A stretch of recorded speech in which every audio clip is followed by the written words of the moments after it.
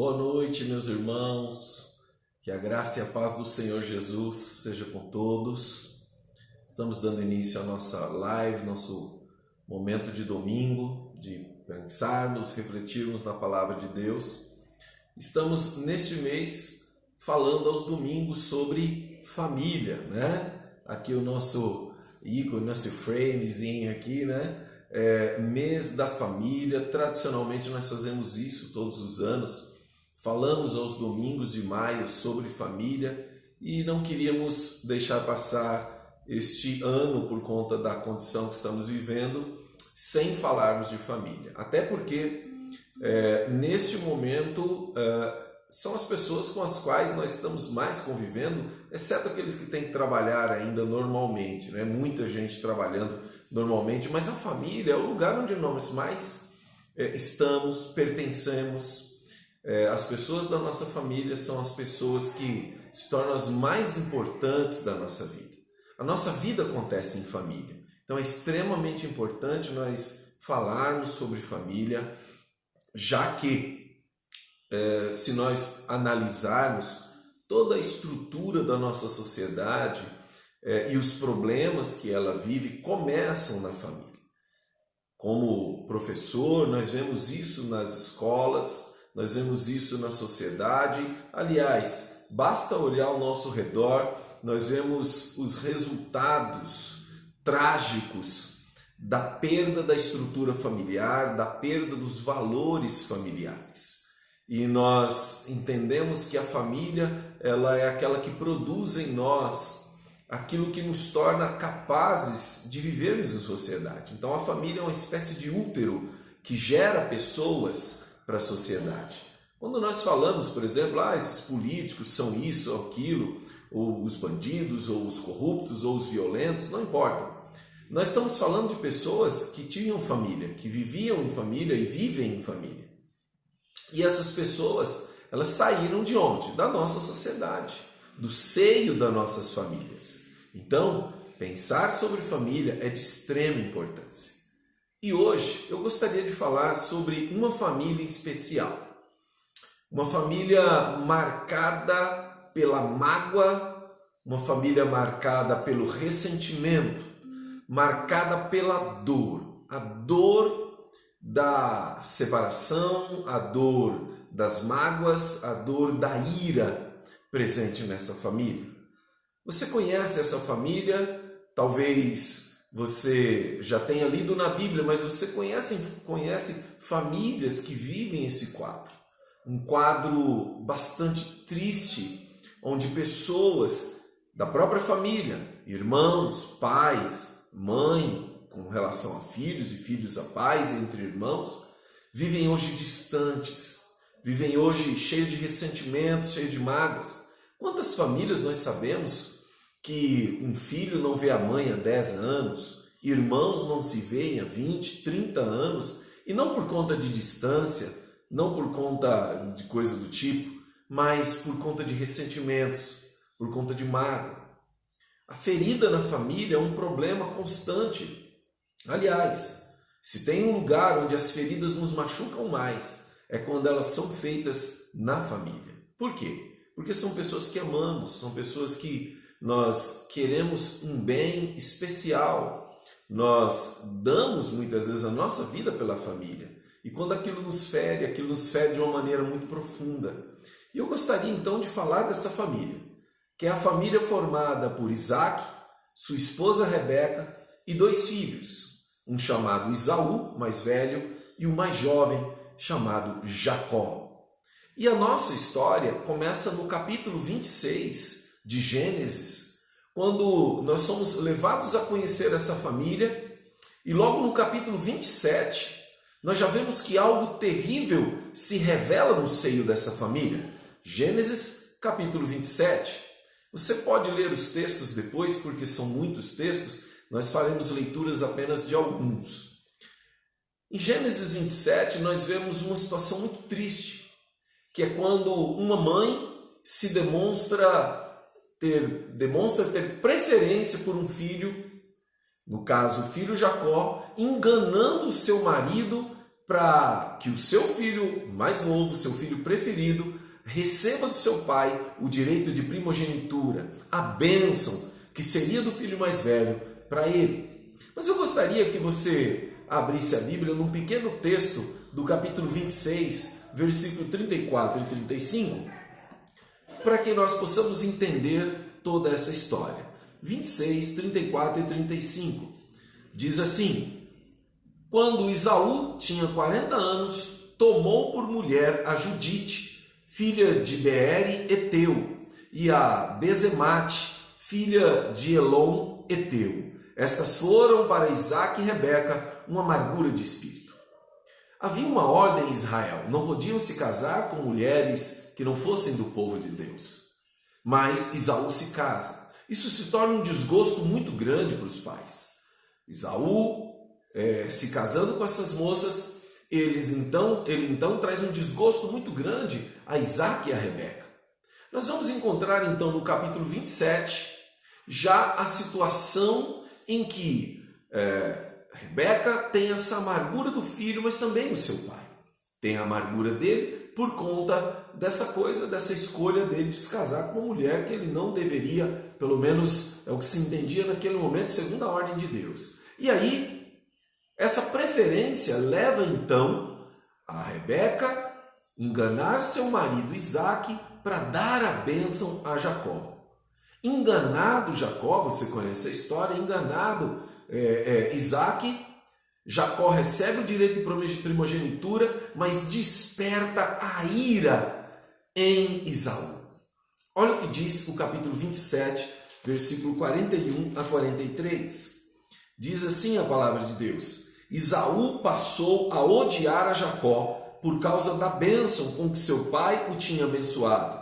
E disse consigo: os dias de luto por meu pai estão próximos, então matarei a Jacó, meu irmão. Quando estas palavras de Esaú, seu filho mais velho, chegaram aos ouvidos de Rebeca, ela mandou chamar a Jacó, seu filho mais moço, e lhe disse: Esaú, teu irmão, se consola a teu respeito, propondo-se matar-te. Agora, pois, meu filho, ouve a minha voz, levanta-te, refugia-te na casa de Labão, meu irmão, em Harã. A mãe, então, depois de ter criado toda a situação de ódio entre os irmãos, causada pela mãe, ela então diz: olha, meu filho, seu irmão, eu ouvi ele dizendo que ele vai te matar. Ele só não te matou agora porque o seu pai acabou de morrer, mas ele está se consolando com essas palavras: já já eu mato meu irmão. E ela diz: fuja para Harã, fuja para a casa do meu irmão Labão, porque lá ele vai se refugiar. Se você ler o texto, ele vai dizer: depois essa fúria passa e aí fica tudo bem. Aqui temos já uma primeira questão a se pensar. A preferência da mãe, a relação que ela tem com seu filho mais novo, de enganar o seu filho mais velho e o seu pai, fazem com que o ódio apareça em casa. Muitas vezes, entre nós mesmos, na família, nós semeamos o ódio, nós semeamos a discórdia, nós construímos feridas na família, não somente pela preferência, mas por uma ação maligna, por uma ação diabólica que coloca um filho contra outro.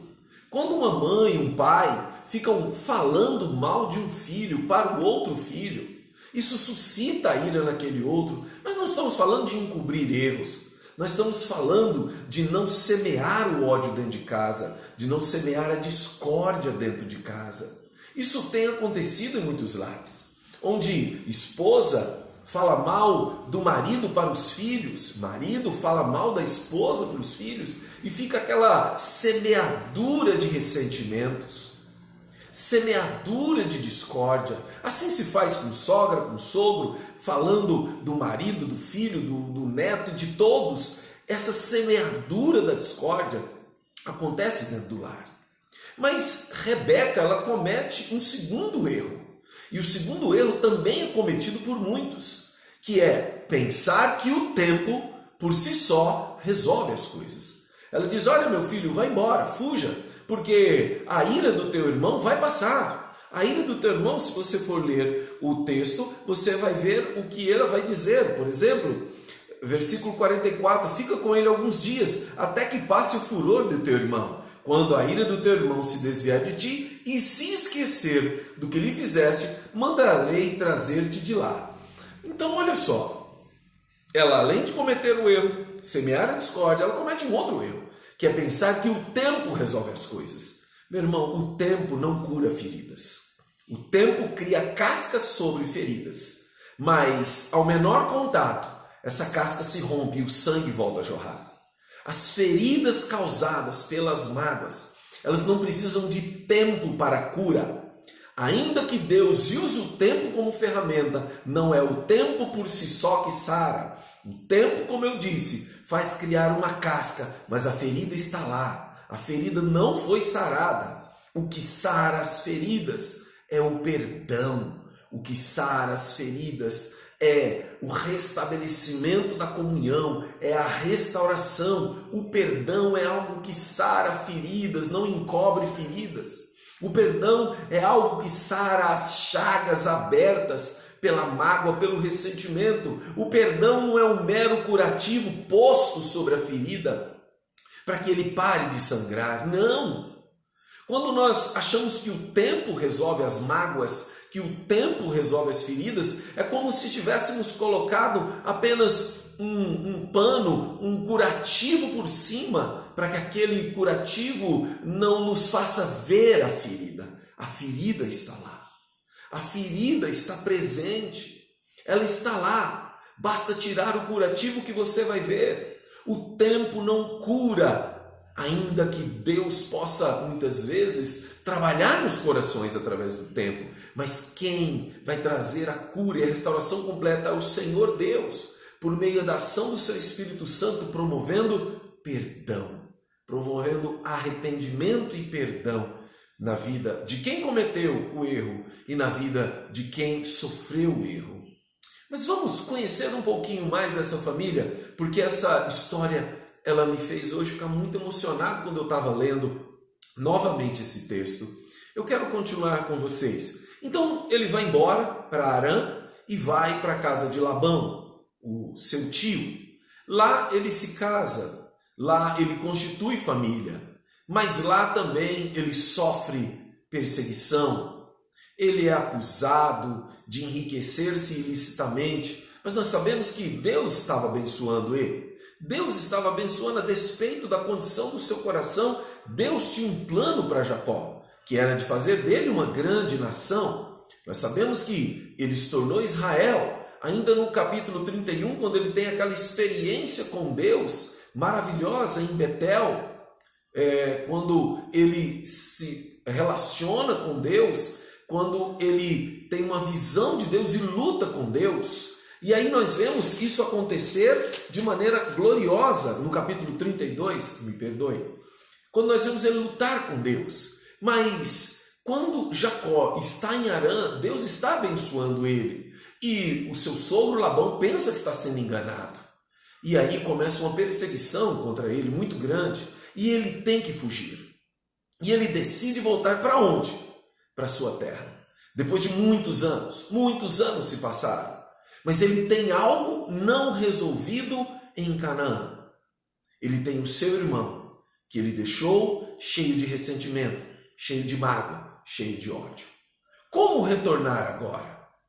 Como retornar para casa e ter que encontrar o seu irmão? Ele sabe o quanto aquilo o afeta, o que ele fez com o seu irmão, e sabe como o coração do seu irmão foi afetado por aquilo. Meu irmão, quando nós ferimos alguém, nós afetamos profundamente essa pessoa. Isso pesa sobre nós. Não sei se você já sentiu isso. Saber que você magoou alguém, mas não é aquela mágoa superficial, aquela mágoa porque o outro é muito delicado, no sentido de que se ofende facilmente. Não, estou falando de muitas vezes que magoamos profundamente quem amamos. Às vezes magoamos a esposa, o esposo, magoamos um filho, um pai, uma mãe, e magoamos profundamente, com palavras, com atitudes. Nós muitas vezes fingimos que está tudo bem, mas nós sabemos que está algo errado. Há algo que precisa ser consertado. Não sei quanto tempo faz que você não vê, de repente, um irmão ou irmã sua. Não sei se tem alguém da sua família ou até um amigo que você feriu profundamente, que você machucou profundamente. E você sabe que isso incomoda. E você sabe o quanto isso está lá. A gente finge que não está. Tenta colocar um curativo por cima. Mas não adianta fugir. Mesmo passados 5, 10 anos, você sabe o que aconteceu. E você sabe que precisa pedir perdão. Mas nós ficamos resistindo. Nós ficamos construindo justificativas para o nosso erro, para o nosso pecado, para a nossa atitude, para não termos que enfrentar a realidade de que temos que nos humilhar e pedir perdão ao outro. Pedir perdão a quem ferimos, pedir perdão a quem magoamos. Jacó sabia disso. O retorno dele implicava em lidar com isso. Ele teria que lidar com o seu irmão, com o sentimento do seu irmão e com a sua própria condição. Filhos, muitas vezes saem de casa, vão embora, eu quero a minha vida. E nessa atitude que poderia ser simples e consensual, se torna uma atitude que magoa os pais, que fere profundamente. Muitas vezes dizem, não preciso de você mais. E muitos pais, em resposta, no momento de ira, dizem, pois nunca mais apareça aqui. Assim são relacionamentos, muitas vezes, familiares. Mas é preciso encarar a realidade de que precisa haver cura, perdão, restauração. Vamos ver a sequência desse texto. Então, o retorno dele começa no capítulo 32. No capítulo 32, do versículo 3 a 8. Não quero cansá-lo, mas é preciso ler o texto. Diz assim, Jacó, então, enviou adiante de si a Esaú, seu irmão, à terra de Seir, território de Edom, ordenou-lhes dizendo, assim direis a meu senhor Esaú, assim diz Jacó teu servo, como peregrino morei com Labão e estive lá até agora. Tenho bons bois e jumentos, ovelhas e bodes, servos e servas. Envio esta mensagem a meu senhor para achar graça aos seus olhos. Os mensageiros voltaram a Jacó dizendo, fomos a teu irmão Esaú e também ele vem a encontrar-te e 400 homens com ele.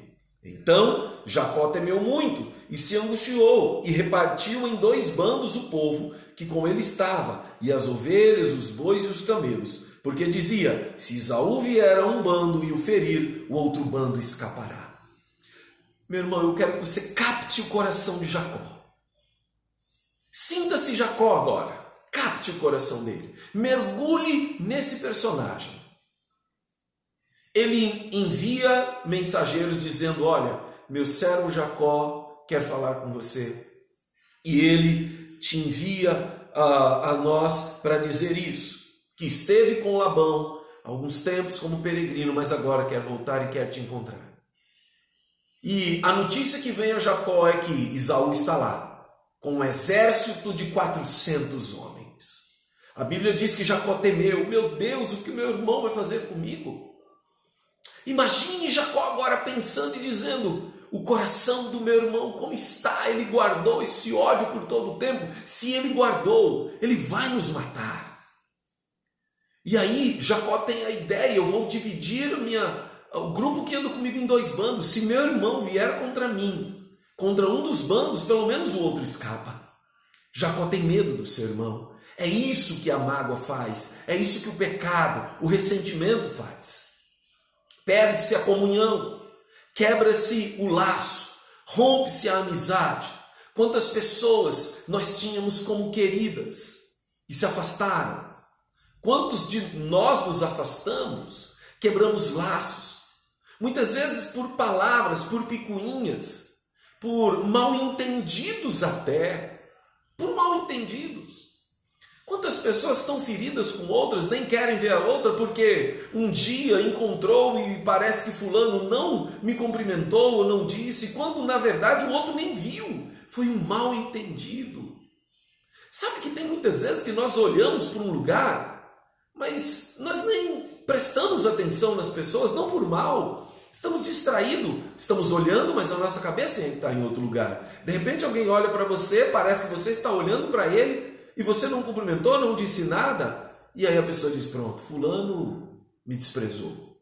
É assim que começam as feridas. Jacó agora tem medo do seu irmão. Jacó está magoado, triste com tudo isso. Mas ele quer reconciliar, ele quer voltar, mas não sabe como está o seu irmão. Do versículo 9 a 12, então Jacó vai orar. Preste atenção na oração de Jacó. Disse mais Jacó, ó Deus de meu pai Abraão e Deus de meu pai Isaque, ó Senhor que me disseste, volta para a tua terra e para a tua parentela e eu te farei bem. Sou indigno de todas as beneficências e de toda a fidelidade que tens usado para com teu servo. Com o meu cajado passei este Jordão e agora me tornei em 2 bandos. Livra-me, peço, das mãos de meu irmão, das mãos de Esaú, pois eu o temo, para que não venha ele a matar-me e a mãe com os filhos.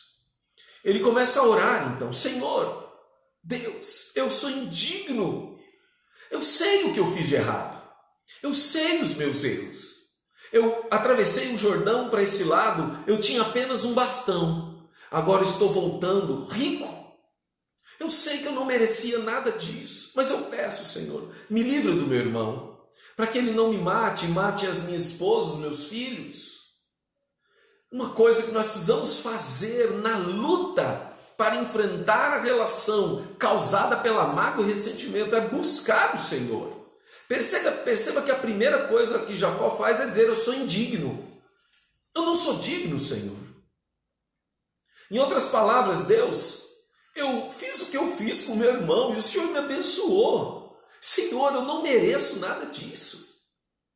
Cuidado, meu irmão, cuidado, para que as bênçãos que você está recebendo do Senhor não se tornem um engano para o seu coração de pensar que está tudo bem com Deus.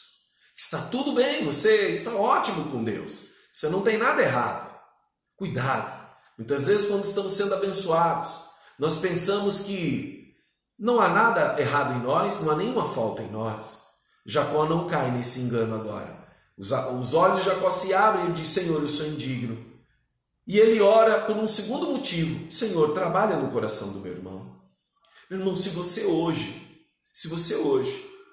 essa palavra está falando com você e você está dizendo, Deus, eu tenho alguém que eu preciso pedir perdão. Reconheça agora que você pecou e aproveite e ore, Senhor, então prepara o coração dessa pessoa. Eu quero falar com meu filho, eu quero falar com meu pai, eu quero falar com meu irmão, quero falar com meu amigo, com meu primo, quero falar com aquela pessoa. Prepara o coração dessa pessoa, porque eu quero que haja restauração entre nós. Talvez você pense, nessa quarentena não, mas quando passar, não deixe passar. Faça isso hoje. Ligue, manda uma mensagem, peça perdão, busque restauração. Famílias têm que voltar a se unir, famílias têm que voltar a ser restauradas. E isso só acontece por meio do perdão. O Senhor abençoa nossas vidas por meio do perdão. Perdoe, peça perdão, busque no Senhor força para isso, direção para isso. No capítulo 32, do versículo 13 ao 21, ele então envia 3 servos adiante. 3 servos são enviados para falar com Esaú, levando presentes, levando um monte de coisa para eles. Mas o que é marcante está no versículo 22 até o 32, eu quero ler com você. Me perdoe. O capítulo 33. O capítulo 22 a 32 acontece aquele encontro com Deus, onde ele tem aquela visão do Senhor. Mas no capítulo 33, aí sim, versículo 1 a 4, leia com muita atenção esse texto agora e visualizem na sua mente um momento. A Bíblia diz o seguinte, então Jacó foi em direção, e a Bíblia diz que levantou Jacó os olhos, e olhou e viu que vinha Esaú, e com ele 400 homens. Ele repartiu os filhos entre Lia, Raquel e as 2 servas.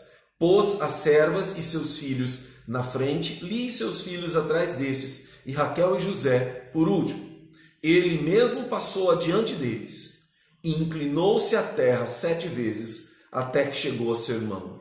Então Esaú correu-lhe ao encontro, abraçou-o, lançou-se-lhe ao pescoço e o beijou, e eles choraram. Foi aqui que eu me emocionei muito, irmãos, quando eu li esse texto. Jacó, de longe, vê o seu irmão. Quando ele avista Esaú com 400 homens, ele vai 7 vezes, começa a se inclinar numa atitude de humilhação, de perdão. Quando o seu irmão vê aquilo, o coração daqueles irmãos é quebrantado de uma maneira tal. Os grilhões da angústia caem. O ódio é destruído. A mágoa é curada. As feridas são saradas imediatamente. Aqueles 2 irmãos se encontram, se abraçam, se beijam e começam a chorar. Percebe, irmãos, o que o perdão faz? O perdão restaura, o perdão cura, o perdão faz novas as coisas. Quando Jacó, então, abraçado com Esaú olha adiante e ele diz o seguinte: depois Esaú levantou os olhos e viu as mulheres e os meninos e perguntou: quem são esses contigo? Ele abraçado com o seu irmão, ele vê aquelas mulheres, diz: quem são esses, Jacó? Eu imagino Jacó dizendo: vem aqui todo mundo, pede bênção para o seu tio. Se fosse brasileiro ia fazer isso, né? Pede bênção para o seu tio. São seus sobrinhos, Esaú. São seus sobrinhos, Esaú. Essa minha esposa ali, essa minha esposa Raquel, isso é uma outra cultura, um outro tempo, né? Essa minha família. Eu apresento aqui, esse é meu irmão. Você percebe o que o perdão faz? Você está percebendo o que o perdão é capaz de realizar? Quando Deus trabalha no coração de Jacó, Deus também trabalhou no coração de Esaú. Lembra da oração de Jacó? Senhor, abençoa o meu irmão, muda o coração dele. Deus mudou o coração dele. Quando aqueles se encontram, a restauração, a perdão, a graça, a reconciliação. E ele então agora, chegado a toda a família, então a Bíblia diz no versículo 6, se chegaram as servas e a elas e seus filhos e se inclinaram, todo mundo começa a se inclinar, chegaram-se também Lia, seus filhos se inclinaram, depois chegaram José, Raquel e se inclinaram, foi todo mundo se inclinando. E perguntou Esaú, porque Jacó mandou um monte de presentes para ele, para agradar o coração do seu irmão. É um erro de muita gente, tentar dar presentes para aplacar, para tentar resolver uma situação. Não deu certo. Mas olha só o que Esaú diz. Perguntou Esaú: o que queres dizer com todo este bando que encontrei? Respondeu Jacó: para achar graça aos teus olhos, aos olhos de meu senhor. Então Esaú disse: eu tenho bastante, meu irmão, seja teu o que tens. Entendeu o que perdão faz? Meu irmão, eu não quero presente nenhum seu. Por que você mandou tudo aquilo? Não precisava daquilo. Eu não quero presente. Eu não quero nada. É como se Esaú dissesse: Jacó, eu quero é você, meu irmão. Eu não quero os seus presentes. Toma o que tem para você. Pega para você. Eu não quero. Está vendo o que o perdão faz? Ele coloca os relacionamentos em prioridade, não as coisas. Não é as coisas que eu quero, Jacó. Eu sei que você até pode ter tido até uma boa intenção, né? Uma estratégia sua, mas eu não quero suas coisas. Eu quero ter meu irmão de volta. Será que não tem família assim hoje? Mães dizendo: eu só quero meu filho de volta. Pais, talvez irmãos dizendo um ao outro: eu só quero meu irmão, minha irmã de volta. Eu quero ter amizade de novo com a minha irmã. Quero ter amizade com meus pais. Será que não tem isso? Não tem acontecido, irmãos, em tantas famílias? Esse fato nos traz à tona a realidade de muitos lares. Mas algo muito lindo ainda acontece, que quando Jacó morre, no capítulo 35, mostra a morte de Jacó no versículo 29. Olha quem estava lá para enterrar.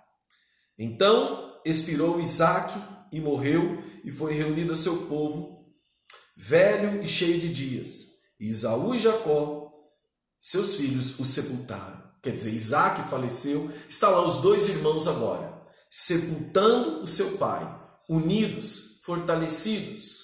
Isaac morrendo, mas contemplou a restauração do lar, contemplou a restauração dos seus filhos, seus dois filhos estavam lá.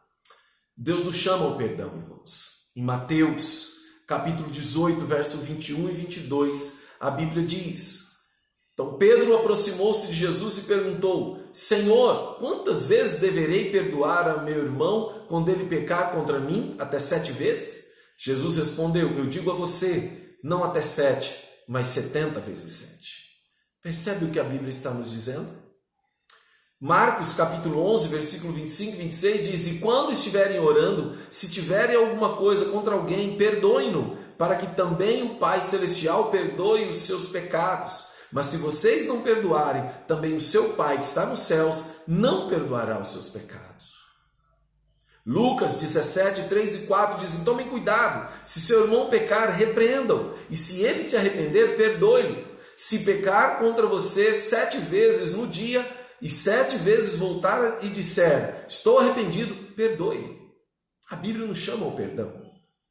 Quero dizer mais 2 textos. Colossenses 3,13, suportem uns aos outros e perdoem as queixas que tiverem uns com os outros, perdoem como o Senhor lhes perdoou. Efésios 4,32, sejam bondosos e compassivos uns para com os outros, perdoando-se mutuamente, assim como Deus perdoou em Cristo. Que Deus abençoe nossas famílias, que haja perdão, que haja restauração, como houve na família de Isaac, de Rebeca. Houve restauração, houve perdão. Jacó e Esaú reencontraram os laços familiares, a restauração da família. Que Deus te abençoe, meu irmão. Eu quero orar pela minha família, pela sua família. Senhor Deus, em nome de Jesus, abençoa-nos, Pai. Tem misericórdia de nós, Senhor. Quantas vezes ferimos, magoamos, machucamos. Mas que o Senhor agora nos ajude. Queremos encontrar no Senhor, Deus, tudo aquilo que necessitamos para pedir perdão e também para perdoarmos. Que o Senhor assim abençoe cada família, que haja restauração em cada lar, que haja, Senhor, cura nos lares, que haja, Senhor, a tua bênção em cada família. Assim eu oro em nome de Jesus. Que Deus te abençoe, meu irmão, ótima semana. Se o Senhor falou ao teu coração, que você possa buscar então trazer restauração, perdão e graça à sua família. Amém? Quero só dizer mais uma coisa antes de concluirmos a nossa live. Estamos findando o mês de maio, findando pelo menos esse período ainda não prorrogado de quarentena. Que estejamos orando, irmãos, estejamos orando para que, quem sabe agora, no primeiro domingo de junho, já possamos pensar na possibilidade de nos reunirmos de maneira cautelosa, de maneira controlada, quem sabe? Vamos orar por isso, vamos pedir ao Senhor que nos abençoe nisso, né? Quem sabe num número bem reduzido, claro, obviamente, mas que possamos voltar a nos reunir, mas para isso precisamos orar, pedir ao Senhor que nos dê condições, também que haja o aval, né, do governo e tudo mais, para que possamos fazer a coisa sem maiores problemas, sem risco a ninguém e também sem passarmos uma situação de uma denúncia de alguém e de repente chegar a polícia ali na igreja, né? Misericórdia, mas que possamos fazer tudo conforme diretrizes bem claras, estabelecidas para a segurança para os irmãos. E é claro, aqueles que puderem participar, dentro do número que nós limitarmos, participarão, mas continuaríamos, a ideia é essa, transmitindo o culto online. Amém? Que Deus abençoe. Oremos por isso nessa semana. Que Deus te abençoe, meu irmão, em nome de Jesus. Amém.